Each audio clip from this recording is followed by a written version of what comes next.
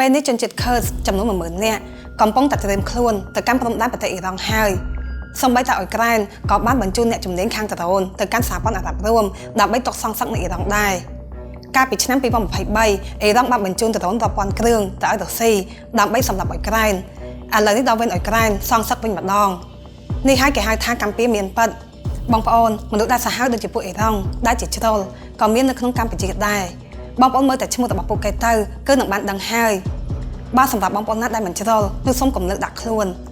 ខ្ញុំមិនសំដៅទៅលើបងប្អូនណាដែលចេះមានការអត់ឱននិងមិនហួសហេតុនោះទេខ្ញុំគឺសំដៅទៅលើតែពួកជ្រុលតែប៉ុណ្ណោះហើយខ្ញុំគឺជាមនុស្សដែលគោរពទៅដល់មនុស្សទាំងអស់គ្នាទោះបីជាមិនកាន់ដូចគ្នាក៏ដោយប្រសិនបើបងប្អូនណាដែលមានឈ្មោះស្រដៀងនឹងពួកដែលជ្រុលនោះសូមជួយប្រាប់ពួកគេដែលនៅក្នុងសមាគមរបស់បងប្អូនផងថាកុំធ្វើជ្រុលបែបហ្នឹងព្រោះវានឹងនាំឲ្យខូចឈ្មោះដល់សមាគមរបស់បងប្អូនសូមបងប្អូនកុំកាន់ជើងដែលសុទ្ធតែឃើញកាន់ដូចគ្នាហើយមានឈ្មោះស្រដៀងគ្នាសូមបង្ក្រាបពួកជ្រុលនោះដោយខ្លួនឯងនៅក្នុងសមាគមរបស់បងប្អូនទៅនិងសូមកុំចេះតែដើរប្រើពាក្យរើសអើងខុសរបៀបទៅលើមនុស្សស្លូតត្រង់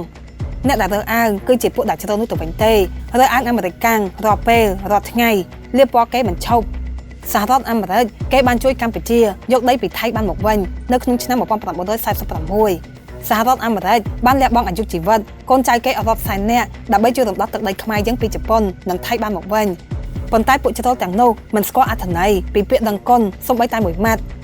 សហរដ្ឋអាមេរិកបានផ្ដល់ឲ្យពួកគេនៅពន្លឺពីអំពូលភ្លើងអ៊ីនធឺណិត Facebook ថ្នាំសង្កូវរថយន្តទូរស័ព្ទដាក់នឹងឡាក់ច្រើនខ្លាំងណាស់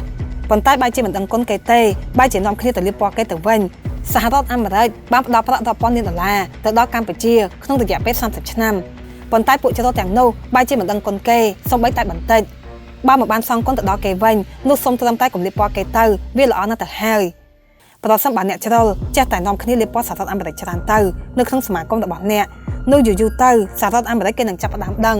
ហើយក៏ដាក់ឈ្មោះប្រទេសកម្ពុជាចូលទៅក្នុងបញ្ជីជ្រុលរបស់គេជាមិនខាននេះខ្ញុំសំដៅទៅលើពួកជ្រុលទេសូមបងប្អូនណាដែលជាអ្នកស្លូតបូតធម្មតាកុំដាក់ខ្លួនការប៉ັດទៅបងប្អូនគឺមានភារកិច្ចបង្ក្រាបពួកជ្រុលនឹងដូចតែគ្នាមិនមែនចាំបាច់តែខ្ញុំនោះទេខ្ញុំគឺជាមនុស្សដែលគិតគូរវែងឆ្ងាយ 90% នៃអ្វីដែលខ្ញុំបានព្យាករណ៍វាតែងតែកាត់ឡើងពិតមែនពេលខ្ញុំប្រាប់បងប្អូនអំពីរឿងជ្រុលនេះសូមកុំស្មានថាខ្ញុំនិយាយលេងគឺវាពិតជាមានពួកជ្រុលច្រើនពិតមែននៅកម្ពុជាហើយនិន្នាការហ្នឹងវាមានតែការឡើងជារៀងរាល់ឆ្នាំបើមិនទប់ស្កាត់អាចនឹងដូចប្រទេសលីបង់